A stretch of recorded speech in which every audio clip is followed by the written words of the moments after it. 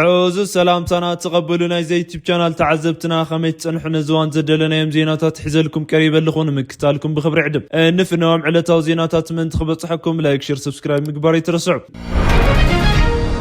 سمع سلام مفراسنا بكالاي زور كيناتنا يمتاون عدل يسفح خمزلو حوحات قاليتو كابسومن امغال كاب زنبر ناي تግራይ سراويت ابالات المستقاومه تتحيزو مبري ولا اذا خمزي لخل تودب امغال اخيبات صويعلو قدم سومنات ناي ديبارت ماخلاي كوميتي اخيبات تغيرو استفلاليو وسانتات تمحلاليفهم كم زنورو مغلط يزور سايكونن ناي ابي احمد منغست خالي اسكاف خوينات يبرابر كم زلن اب تግራይ حقوت مرطان مكيادن منقسقاسن كم زلو بغرباس تفصم ناي درون متقعتات بوليتيكا وسانتات استمحلالف مخانو اب تግራይን كوابن كللن ككايد كم زلو وزت زبول ملأختاتن زوصنه اخيبا صعب نيريو لومود ما بتناي ماخلاي كوميتي زصدق جمجام قصالي انفتات زتكورناي حوحات امرارحات اخيبا من جمارو افليطله بزناي مقلا اخيبا كاب كللات كسا وردات تركو ابالات امرارحات رخيبهم تبايلله اذا اخيبا ابز كايدل زلو تماسالي علت الدرجت زوصو مغلص دما ناي فيدرال منغسي زسماريم حيلتاتن اب حزب تግራይن رعدي ينزحو خم زلونيو سمع بريتوريا خيفرس ربرب زغبرلو زلو حجه يخبل حوحات تقيسو ناي فيدرال منغسي غنا ابز حلف سومنات ابالات سراويت تግራይ كلا علو حتوتات مزيراخو مرداتات بزسماري ومحبراو ميدياتات حيلتات ابيلو بمسرጫው ابتي خلل وشت فللين مسفح المفتار فتينله لخصيصو بزمناي بلصغنا غصات كمحلالف زنور ملختات ناب ناي طفات درجه كسغاغرو ناب عفارن امحران زلو حيلتات بمتقام ابت حزبي رعدن مفتار الناس رح يلو يخون برنايت سراويت حتى يخون ناي تخلل استراتيجيكو عقم بلحات نستمولو منغدي سلستا تحازه تحسب زنبرتن كلن مخشاف انتخايل يلو اتوجي حدت زلو اكل ناي فيدرال منكس حزبي كاب مشبار حليفونا هوكتن عغرغرن حزب تግራይ نمتاو حدشت ناي رعدي وطنات كاب حزب وغن كم زخشفه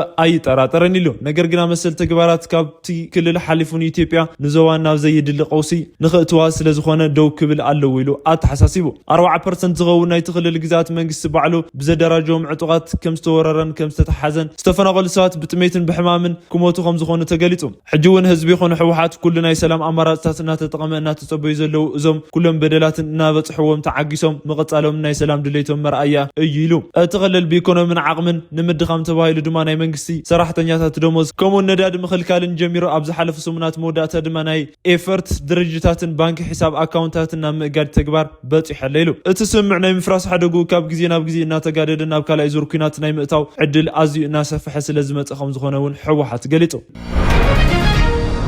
شعبيه يموتلو ابزولو ومناي طور ناي سيفيلنا مرار حتات بروباغاندا ينزحليلو بلصغنا لعلوت جيغان موت كم صبوق اغاطامي يغوتر خمزل خسيسو ناي ديساوا ناي اسمران اغازازا ناي قالات مللس قتيلنا حجد ما اتملل الشعبيه بايلوجي زودو za arage زلو خوينو ناب بدع سسغر يمثل برغت بغربانا ارترا فلطات كنطويان سباتنا شعبيه وتدراويت سيفيل امرار حتن نحلفت يوتم بصح حميم برغادير جنرال قبر خيدان هبته اب 73 عامتهم زعرفوا زحلف ورحي فسها هايل استبهلنا شعبيه زوا امحدارون كوم كابز بتوسخو ناي كنطويان سبات كوم ناي قدم تغادلت ناي دمص حفاش ريدين اسنادا ازنبرو مولا محمدن يطقسو بريزيدنت سياس اب زحلف عامت بزحات جنرالاتهم كبيرهم بيتير تراخويناتون ابوري جنبار طور زمرحنا سياس امون سبز بحال ميجر جنرال هايل ساميل وي تشاينا كون برغادير جنرال دانيال ابراهان قبر سياس افورقي اب زحلف عامت فطيمهم كالين ايساياس يمان ايد كم زخونه زنغرلهم ناي 73 عامت ناي بحر حيلي ازازي ميجر جنرال حمد كاركارون اب زحلف عامت ايوم هيوتهم زحلفو كمز زل ነገር መበገስ ገይሮ ይካብሶምን ብብልጽግና ወገን መብርህ ቀሪቡ ዝነበረ ካብ ወገን ሻዕቢያ ቃል ቀባል ዝተወሃበ መልስ ድማ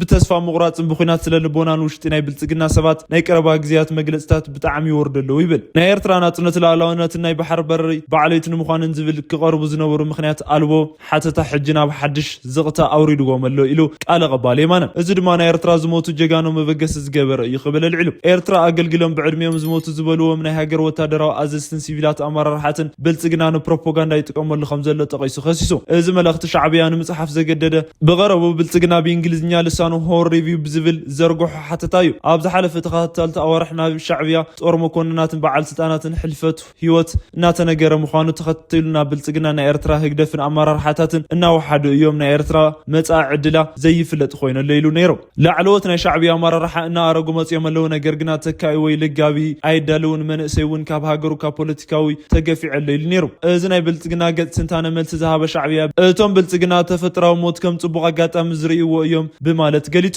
ከምዚ ዝበለ ምኽንያት ንሕና ተዳኺምና ኣለና ብዝብል መበገሲ ናይ ኤርትራ ሉዓላውነት ምምናይ እምበር ምድፋር ኣይከኣልን ክብል ሻዕብያ ፈኪሩ ኣሎ። ለመንቲ ብልቦም ይሓልሙ ዝብል ድኻ ብሕልሙ ጠስሚ ተዘይሰቲ እኳ እንታይ ይወጾ ነይሩ ምስ ዝብል ተቐራራቢ ዘለዎ ምሳሌ ዘረባ እውን ኣልዒሉ እዩ ነቲ ናይ መስታወቅያ ሚኒስተር መልሲ ዝሃበሉ።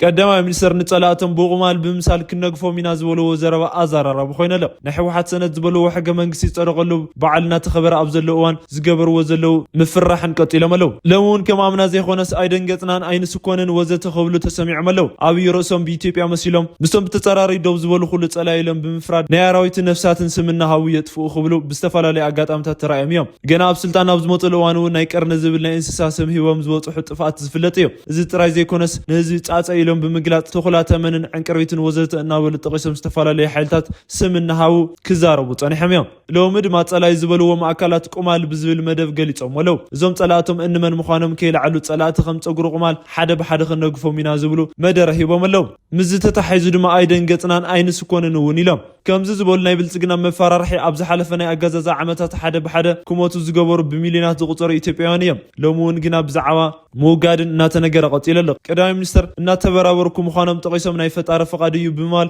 መለኮታዊ ክገብሩ ተራእዮም ኣለው። ናይ ሰይጣን ተንኮልን ናይ ማንም ትንኮላ እንደወየ ብለና ብምባል ኣስዒቦም። ቀዳማይ ሚኒስተር ኮሎኔል በዛብህ ደጋጊሞም እናጠቀሱ ዝቐርቡ ባዕዳዊ ዝበልዎም ብዙሓት ድማ ናብቲ ቀደም ናይ ጥፋት መሻርክቶምን ሻዕብያ ዝተላኣኹ እዮም ዝብል ግምት ዘቐመጡ ናይ ሎሚ ይኹን ናይ ቅድሚ ፍርሓት ዘስምዑ መድረኽ ናይ ብሔረሰባት መዓልቲ ምዃኑ እዩ። እዚ መዓልቲ ሕገ መንግስቲ ዝጸደቐሉ ዕለት ምክንያት ብምግባር ዝኽበር ቀዳማይ ሚኒስተር ድማ ነዚ ሕገ መንግስቲ ናይ ወያነ ሕገ መንግስቲ እዩ እናበሉ ደጋጊሞም ከናእስቡ ምስማዕ ዝተለመደ ኮይኑ ሕጂ እውን ቅድሚ ቁሩብ ሰሙናት ኣብ ፓርላማ ክዛረቡ ተሰሚዖም ነይሮም እዮም።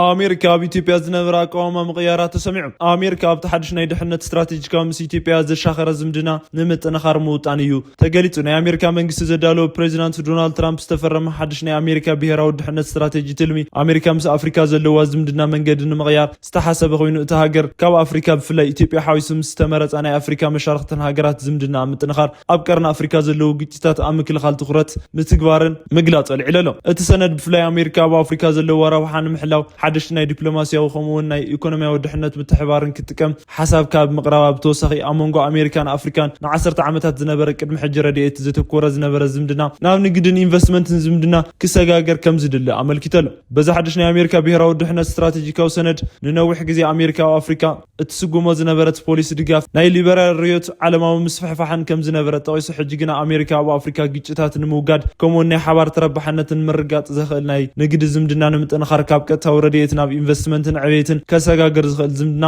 ካብ ዝተመረጸ ናይ ኣፍሪካ ሃገራት ብፍላይ ድማ ምስ ኢትዮጵያ ምግባራ ከም ዝግባእ ይጠቅስ። ካብዚ ብተወሳኺ እቲ ሓድሽ ሜላ ስትራቴጂ ካብ ዲሞክራቲክ ሪፐብሊክ ኮንጎ ኣብ መንጎ ሩዋንዳን ከምኡውን ኣብ ሱዳን ዘለዉ ግጭታት ንምፍታሕ ዘኽእሉ መንገድታት ኣቐሚጡ ኣሎ። ብተወሳኺ ምቕጻል ስጋት ግጭታትን ዝኽእሉ ውጥረታት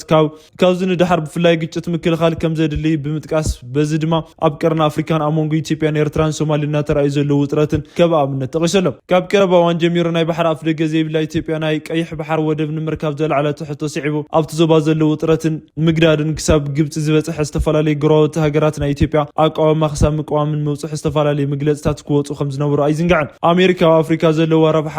ከምኡውን ብሔራዊ ድሕነትን ምሕላውን ዝሓዘቶ ስትራቴጂ ቅድሚ ዝሃቦም ጉዳያትን ኣንፈት ዘቐመጠ ኮይኑን ጎኒ ንጎኒ ናይ ጂኦፖለቲካዊ ውድድርን ናይ ኣሜሪካ ናይ ኢንቨስትመንት ኣማራፂ ተጠቂሱ ካብ ዝኾነ ዘርፍታት ማእኸል ብምግባር ኣብ ኣፍሪካ ተኣማኒ ዘለዉ ናይ ኣሜሪካ ኩባንያ ክንቀሳቀሱ ዕዳጎም ክፉት ካብ ዝገብራ ሃገራት ኣፍሪካ ምስ ምትሕባር ናይ ኣሜሪካ ኩባንያታት ከም ኒውክሌር ተፈጥራዊ ጋዝን ነዳድን ዘርፍታትን ከዋፍሩ ዝሓተተ ምዃኑ እቲ ሪፖርተር ጠቂሱ። ብተወሳኺ ዕጡቃት ጉጅለታት ዝደቀንዎ ስጋት ብምልዓል ነገር ግና ኣሜሪካ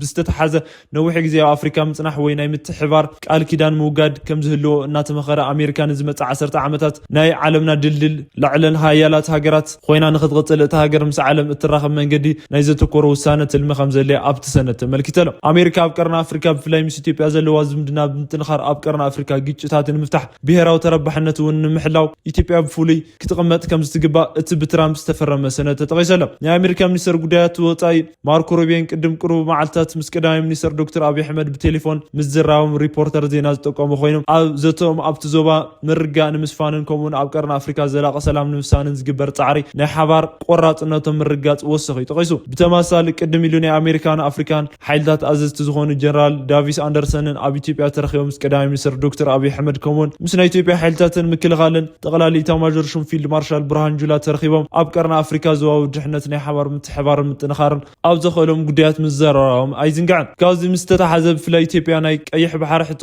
ግቡእ ምዃኑ በዚ ጉዳይ ክዘራረቡልን ኣሜሪካ ቅድሚ ሕጂ ኣቋማ ምፍላጥን ኣይዝንጋዕን። ሕጂ ዝወፀ ሰነድ ብፍላይ ንዝሓለፈ ዓመታት ኣሜሪካ ምስ ኢትዮጵያ ዝኣተወቶ ምክክር ዘየድሊ ምዃኑ ብፕሬዚዳንት ዶናልድ ትራምፕ ብኩሉ ምትእማን ሕጂ ዝምድና ንምምሕያሽን ይስራሕ ከም ዘሎ ሰነዱ ኣመልካቲ ኮይነሎ። ክቡራት ተኻልትና ኣለዉ መዘደለና ናይ መረስቲ ጉዳያት ኣብዛዚምና ኣለና። ላይክ ሼር ኮመንት ምግባርን ቻናልና ዘለኩም ደገፍ ክትገልጹና ዝኻኸርና ብካልኦት ሓበሬታታት ክሳብ ንራኸብ ሰላም።